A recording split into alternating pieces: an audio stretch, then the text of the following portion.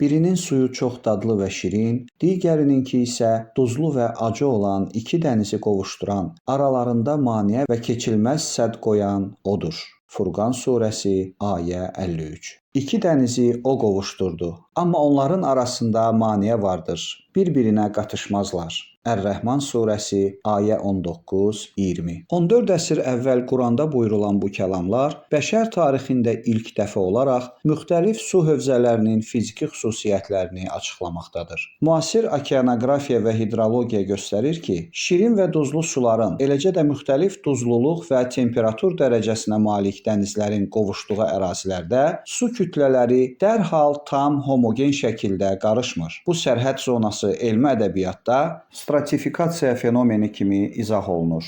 Ayələrdə deyilən maneə bu elmi həqiqəti əks etdirir. Məsələn, çay sularının dənizə töküldüyü yerlərdə şirin və duzlu su arasında sıxlıq fərqinə görə müəyyən keçid zonası yaranır. Eyni şəkildə fərqli duzluluğa malik böyük su hövzələrinin qovuşduğu bölgələrdə, məsələn, müxtəlif dənizlərin boğaz vasitəsilə birləşdiyi yerlərdə su qatları müəyyən müddət ərzində öz fiziki xüsusiyyətlərini qoruyur və arada nisbi sərhəd zonası, başqa sözlə ayədə buyurulduğu kimi maneə müşahidə olunur. Bu hadisə mayələrin sıxlıq, temperatur, axın sürəti və kimyəvi tərkib fərqləri ilə izah edilir. Elmi baxımdan bu maneə bərk və görünən fiziki sədd deyil, hidrodinamik tarazlıq zonasıdır. Beləliklə, ayələrdə qeyd olunan maneə anlayışı müasir elmdə su kütlələri arasında mövcud olan fiziki kimyəvi fərqlərin yaratdığı təbii sərhəd kimi izah edilə bilər. Bir daha qeyd edək ki, dənizlərin qovuşması, amma aralarında bir maneə olub, sularının bir-birinə qarışmaması faktı ilk dəfə məhz Quranda açıqlanıb. İki dənizin qovuşub, amma sularının bir-birinə qarışmaması fenomeni elmi baxımdan ilk dəfə 19-cu əsrdə fiziki okeanoqraflar tərəfindən müşahidə olunub. Bunun fiziki təsviri 1855-ci ildə Matthew Fontaine Maury'nin Dənizin fiziki coğrafiyası kitabında verilib. Beləliklə, Qurandakı sözü gedən ayələr 13 əsr sonra bu elmi kəşflə öz elmi təsdiqini tapıb. Bu fakt bir çox qərəzli ateistləri və islamofobları narahat etmiş və 20-ci əsrin sonlarında güya sözü gedən kəşfin hələ eramızdan əvvəl antik Yunan alimləri tərəfindən kəşf edildiyi fikrini yaymağa başlamışlar. 21-ci əsrdə sosial şəbəkələr və internet nəşrləri bu fikirlərin daha geniş yayılmasına yol açmışdır. Sözü gedən iddiaçılar Aristotelin suyun fiziki xassəsi barədə yazdığını buna dəlil kimi göstərməyə çalışmışlar. Halbuki Aristotel duzlu və şirin suyun sıxlıq fərqinə görə ayrı qatlarda qalmasını müşahidə edib. Onun təsviri yalnız suyun fiziki xüsusiyyətlərini, yəni sıxlıq və ağırlıq fərqini izah edir. Dənizlərin qarışmaması və maneə fenomenini əks etdirmir.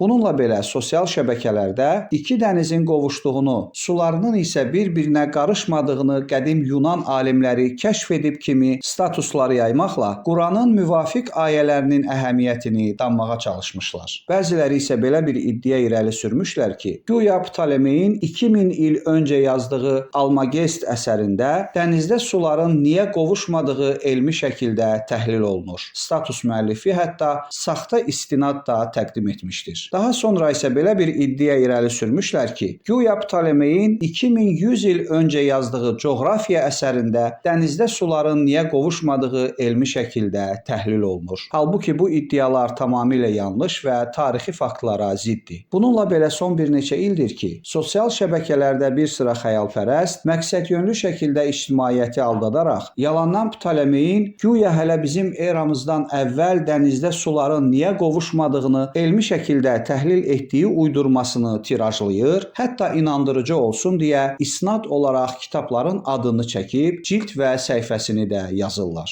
Ptolemeyin əsərlərini oxumadan bu kimi nağıllara inanan bir çox sosial şəbəkə istifadəçiləri də sanki faktmış kimi bu iddianı öz statuslarında yayırlar. Sözü gedən nağılbazlara cavab olaraq bir neçə məqamı vurğulayaq.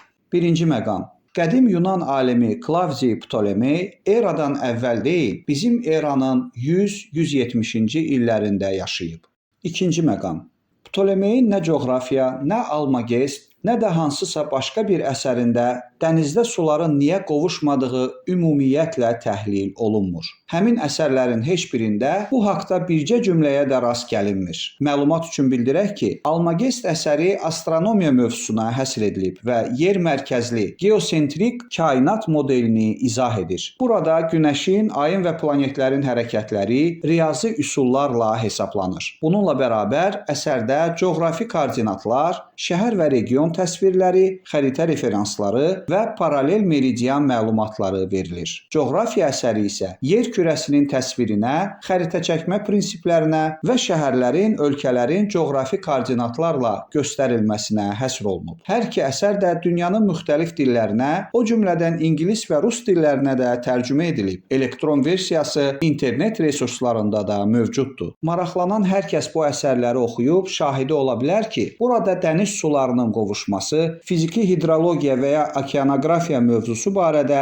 bircə cümlədə söz açılmır. Ptolemey coğrafiya və xəritə çəkmə ilə məşğul olub, amma elmi hidrologiya və ya dəniz sularının xarakterinin araşdırılması ilə məşğul olmayıb. Üçüncü məqam. Okeanografiya bir elm sahəsi kimi əsasən 19-cu əsrdən formalaşmağa başlayıb. Bu fakt təkcə Ptolemeyə deyil, bütün antik elmə aiddir. Heç bir antik Yunan və ya qeyri-Yunan alimi dənizdə suların niyə qovuşmadığı məsələsini ümumiyyətlə təhlil etməyib. İki dənizin qovuşduğu, amma sularının bir-birinə qarışmadığına Qara dənizlə Aralıq dənizinin, Baltik dənizlə Şimal dənizinin qovuşduğu yerləri misal çəkə bilərik. Bu hadisə duzluluq və temperaturdan asılı olaraq suların sıxlığının fərqli olması səbəbindən baş verir. Müasir elm bu prosesi tam izah edə bilir, lakin 2000 əvvəl Aristotel və ya Ptolemeyin dövründə bu proseslərin səbəbi barədə elmi təsəvvür yox idi. Elmi olaraq dəniz sularının birləşib, amma bir-birinə qovuşmaması məsələsi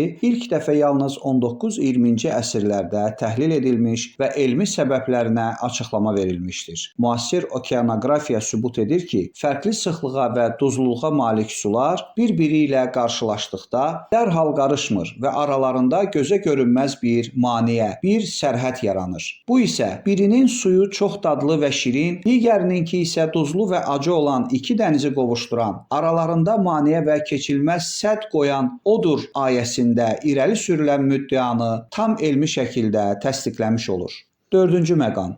Sözü gedən iddianın Ptolemeyə və ya hər hansı başqa bir antik dövr aliminə aid edilməsi əslində Quranın Ər-Rəhman surəsinin 19-20-ci ayələrində iki dənizin qovuşduğu, amma sularının bir-birinə qarışmadığı barəsində buyurulan ayənin əhəmiyyətini azaltmağa hesablanıb. 7-ci əsrdə Quran ayələrində şəffaf şəkildə buyurulan bu faktı güya hələ ondan 7-8 əsr əvvəldən Yunan alimləri bilib və bu hadisənin elmi təhlilini vermişlər. Bu yalanı uyduranların məqsədi iki dənizin sularının bir-birinə qovuşmaması, aralarında maneə olub birinin suyunun duzlu, digərinin şirin olması məsələsinin ilk dəfə məhz Quranda buyurulduğu faktını təksib etmək olub. Quranın elmi faktlarını həzm edə bilməyən opponentlərimiz təəssüflər olsun ki, saxta və uydurma iddialara əl atmaqdan çəkinmirlər. Elm konkret sübut tələb edir. Biz 14 əsr əvvəl Quranda buyurulan ayələri konkret istinadla bir daha ortaya qoyuruq.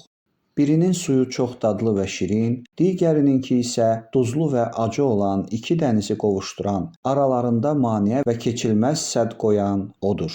Furqan surəsi ayə 53. İki dənizi o qovuşdurdu, amma onların arasında maneə vardır. Bir-birinə qatışmazlar. Ər-Rəhman surəsi ayə 19-20. Əgər qarşı tərəfində iddiaları doğrudursa, buyursunlar antik Yunan alimlərinin konkret bənzər sitatlarını və konkret istinadlarını ortaya qoysunlar. Sonda opponentlərimizə dostcasına tövsiyəmiz. Araşdırın, yalandan istinadı verilən əsərləri tədqiq edin və özünüz də şahidi olun ki, sözü gedən elmi fakt bəşər tarixində ilk dəfə məhz Quranda açıqlanıb və ondan əvvəl heç bir kitabda yazılmayıb.